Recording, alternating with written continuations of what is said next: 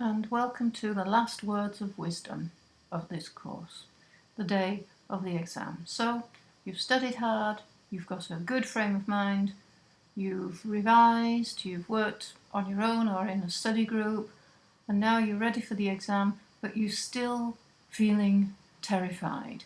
Well, this is fairly normal after all. It is an exam and it's probably an important exam for you. So, by following these few words of wisdom, maybe you'll be able to transform it, if not to a lunch at the beach, at least to a pleasant experience.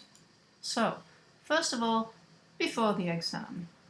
The night before the exam, get a good night's sleep.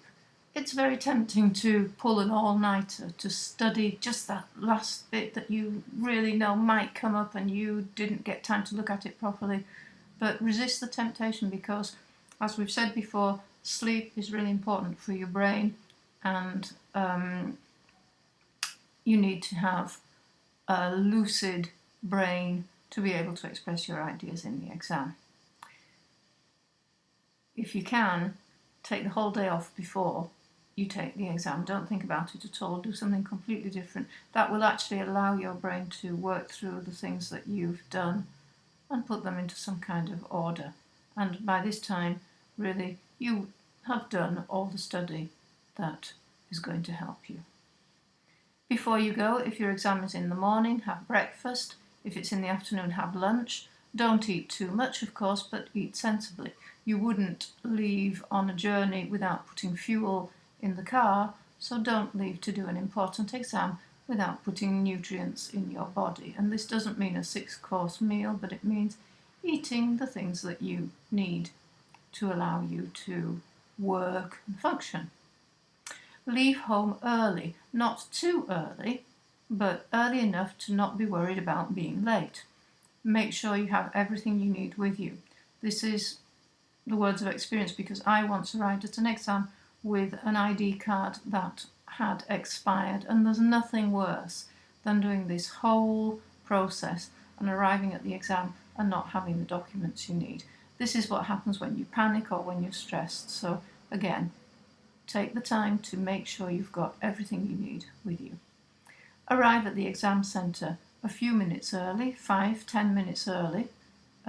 Give yourself enough time to get there so you're not panicking, but don't arrive too early because if you do, you'll be sitting there and the panic will grow and you'll meet other people who are panicking too, and fear is infectious. You will be infected. So try not to arrive too early.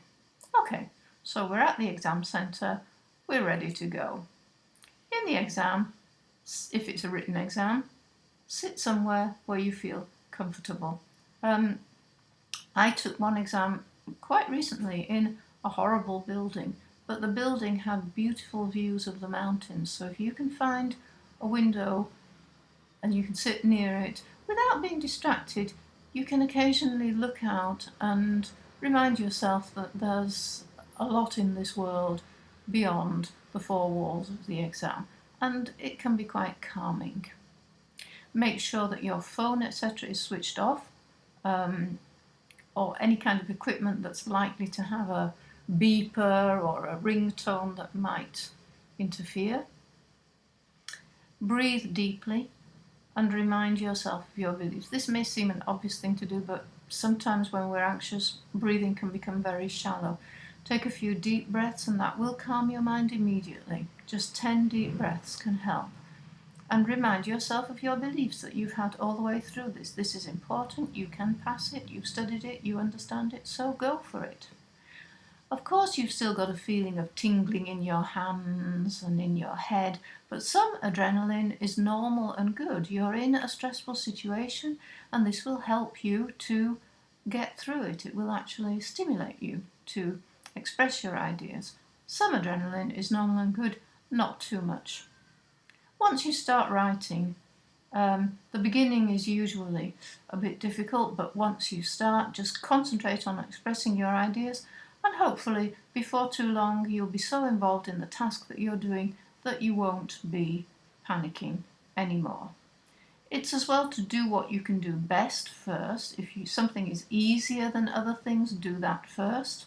This will give you confidence for the more difficult things.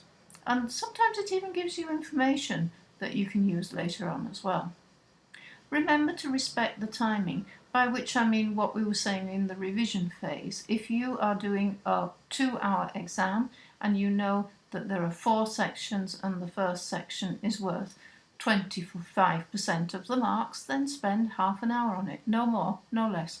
Because if you spend a bit more, it might give you a little bit more for that one, but it will take time off the other things. Of course, this is just a rule of thumb. If there are some things that you can do faster, then you can work out how much time that gives for other things. Presumably at this stage, you've already worked that out. So respect your timing. When the exam finishes, leave immediately. Don't stand around for a post-mortem, which people always do, and it can really ruin the rest of your day. There'll be somebody who said, "Did you do this?" or "Did you answer this?" And it may be completely wrong. Who knows? It may be right, but in any case, it's too late at that stage and there's no point thinking about it. So leave immediately to avoid this kind of post-mortem after the exam. Celebrate. Whatever you did, you've gone through this situation, you've put yourself through this exam, and you should be proud of yourself.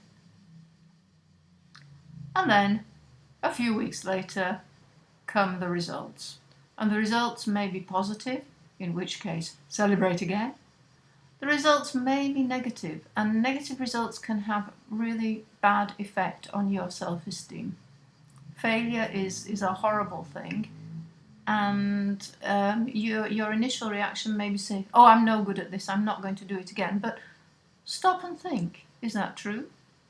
Is it that you maybe weren't prioritizing your exam enough?